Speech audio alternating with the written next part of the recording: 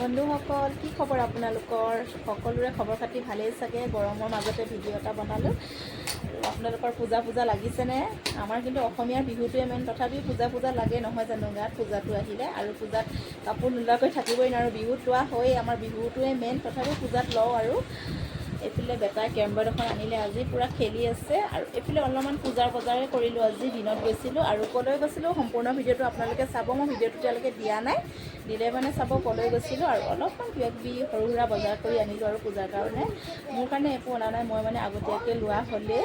আৰু ভণ্টিও সেইদিনাখন এযোৰ দিলে আৰু মানুহজনেও এযোৰ দিলে আৰু হৈ গ'ল। আৰু আগতে লোৱা মেখেলা চাদৰো আছে, ইমান লোৱা নাই। আৰু মানুহজনক আৰু বেটাকে আজি কিনি দিলোঁ। বেটা পূৰা এক্সাইটেড আজি, হয় না? কেৰমবৰ্ডখন পাই পূৰা খেলি আছে অহাৰ পৰা ধৰি।